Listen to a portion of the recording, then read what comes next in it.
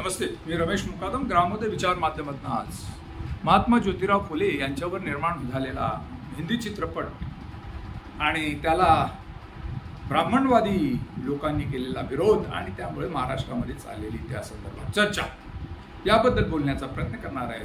Video आवडला तर like करा, सबस्क्राईब करा आणि फॉरवर्ड करा. राजाराम पाटील बहुजन समाजाचे नेते, मुंबई प्रकल्पग्रस्तांचे नेते यांनी महात्मा ज्योतिराव फुले यांच्यावर निर्माण झालेले चित्रपट तात्काळ प्रकाशित करावा, प्रदर्शित करावा आणि त्याला ओबीसी समाज हा पाठिंबा देईल आणि महात्मा ज्योतिराव फुले यांचे विचार लोकांपर्यंत नेण्यासाठी जो काही चित्रपट आहे त्याला आपला जाहीर पाठिंबा आहे असं सांगितलं. आणि त्यांनी जे ब्राह्मणवादी विचाराची लोक या चित्रपटाला विरोध करतात त्याचा परखड समाचार घेतलेला आहे. आणि या देशामध्ये 300 वर्षापासून 3000 वर्षापासून जो शोषण चालू आहे, ब्राह्मणवाद म्हणजे या देशामध्ये शोषण करणारी व्यवस्था आणि व्यवस्था 3000 वर्षापासून या देशाची आहे. आणि आंबेडकरवादमध्ये म्हणजे शोषण विरहित व्यवस्था, राजव्यवस्था आणि ही शोषणविरहित राजव्यवस्था निर्माण व्हावी यासाठी आंबेडकरांनी प्रयत्न केले. आणि त्या दृष्टीनं 26 जानेवारी 1950 रोजी भारताची राजघटनेप्रमाणे हा कारभार चालू आहे. आणि जवळजवळ 77 वर्ष झाली भारत देशामध्ये सार्वजनिक शांतता आणि सुव्यवस्था राखत आहे आणि भारताची प्रगती होत असते.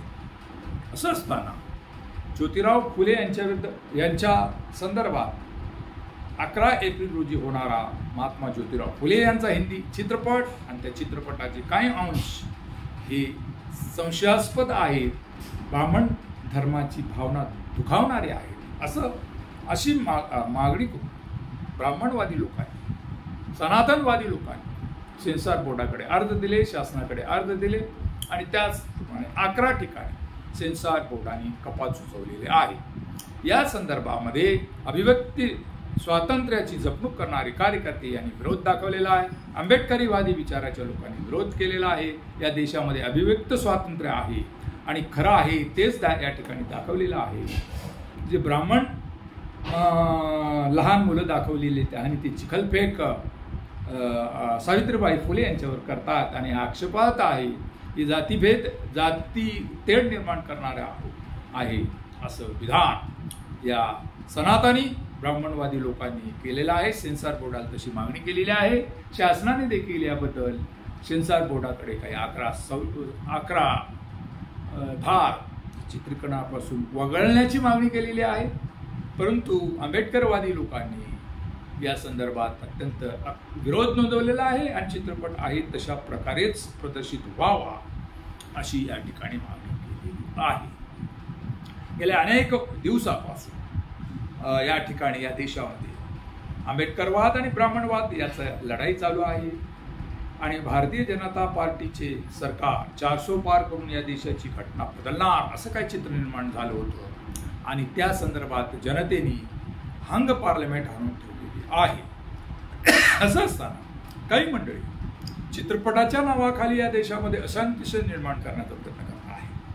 छावा चित्रपटाच्या पार्श्वभूमीवर हिंदू मुस्लिमाचा वाद दाखवण्याचा प्रयत्न केलेला आहे. हिंदू मुस्लिम हा संघर्ष या ठिकाणी काही ठिकाणी व्यक्त करण्यात आलेला आहे. तर महात्मा ज्योतिराव फुले यांच्या काही चित्रपटामध्ये काही ब्राह्मणांच्या भावना दुखावतात असं सांगून हा चित्रपट प्रकाशित होऊ नये, त्यामुळे जातीभेद निर्माण होईल असं काही दाखवण्यात आलेलं आहे. आणि महाराष्ट्राची सार्वजनिक शांतता बिघडण्याचा देखील प्रयत्न या ठिकाणी केला जात आहे. या सर्व गोष्टीचा विचार करता ब्राह्मण लोकवादी विचाराची लोक हुशार आहेत.